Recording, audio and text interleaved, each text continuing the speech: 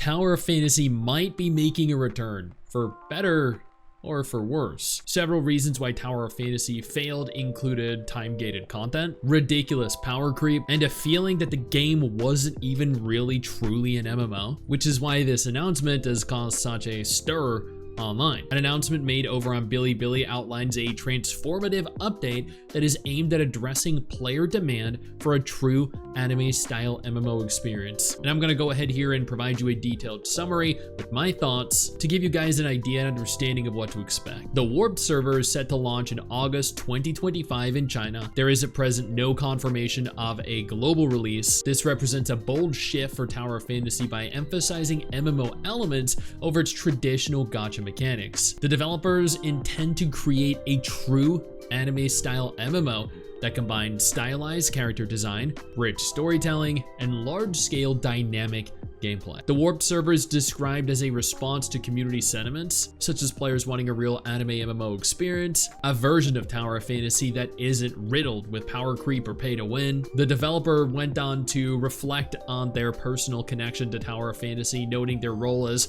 both a developer and a player. The server is positioned as a culmination of lessons learned from the successes and failures of other MMOs, of which there are many, aiming to balance TOF's existing open world sci-fi foundation with enhanced multiplayer and economic systems. Surveys conducted by the developers confirmed two key insights.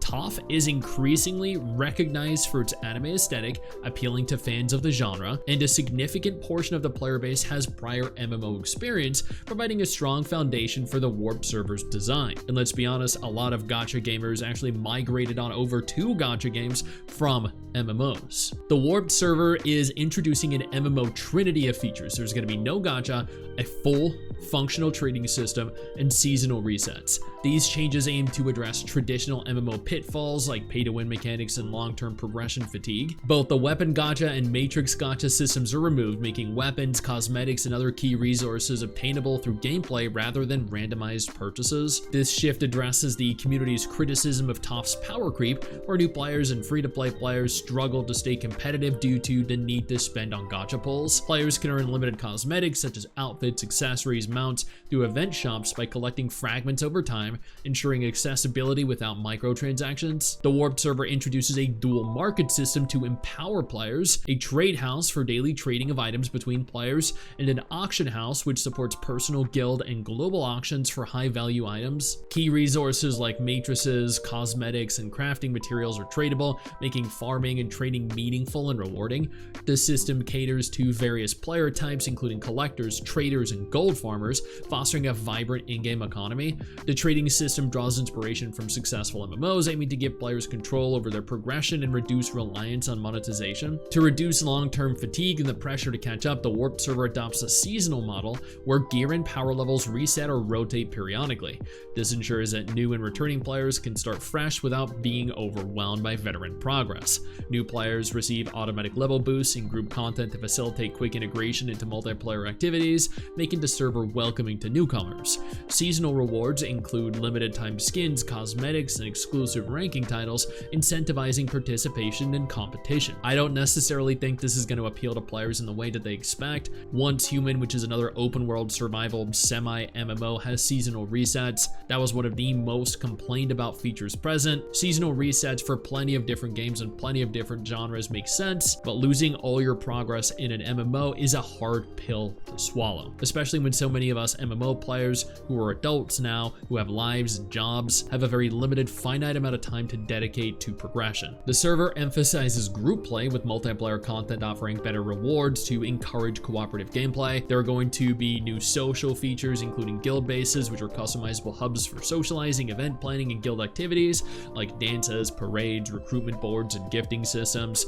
Team ultimate skills, which are real-time combat mechanics that enhance group synergy during activities. These features aim to cater to diverse play styles, including combat-focused players, life skill enthusiasts, role players, and casual players, aiming to create a socially rich environment. The Warped server introduces new combat mechanics to enhance the gameplay experience, though specific details are not provided at present. Before we go any further, I do want to take a moment here to thank all of my incredible patrons over on Patreon and my YouTube channel members. subscribers who allow for me to continue to do dedicated videos like this every single day.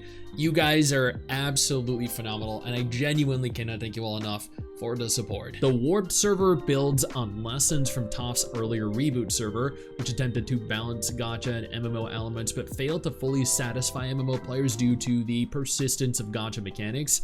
The Reboot server, while initially popular, lost players over time, leading to its planned merger into the Warped server. This merger allows MMO-focused players to transition to the Warped server, while gacha players can return to the Standard server, with fair compensation and transfer options to preserve progress. On the one hand, this does suck for Reboot server players who didn't want to migrate on over, transition on over to this new Warped server, but a lot of the Reboot server players wanted something more MMO, so in the grand scheme of things, I feel like the vast majority of them are going to be happy with this. The developers' surveys revealed a strong overlap between TOF's player base and MMO enthusiasts, giving Hada Studio confidence in the Warped server's potential. The server is part of a broader strategy to reposition TOF as a leading anime-style MMO, which, let's be honest, there really isn't a whole lot, if any, real competition. Looking at social media, Reddit, Twitter, lots of players, including those that have spent heavily on the gacha system, support the Warped server's direction. Many players, including myself, are questioning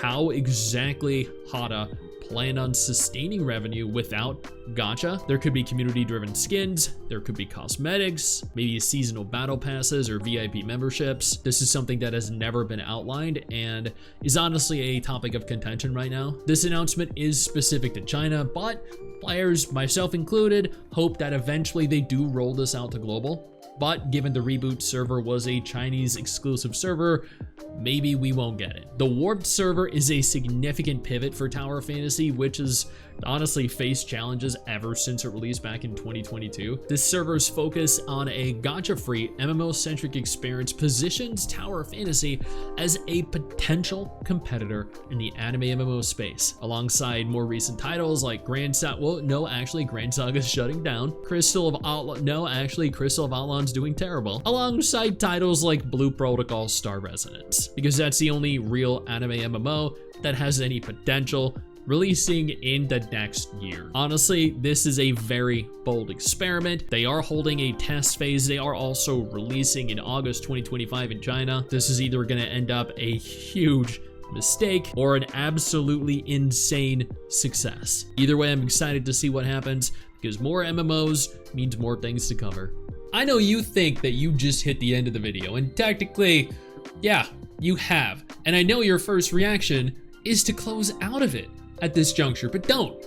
No, instead, I urge you to take a moment here and click one of the videos on screen that are coming up in just a moment, so you remain up to date with everything going on in the gacha genre. Trust me, you are not going to regret doing so.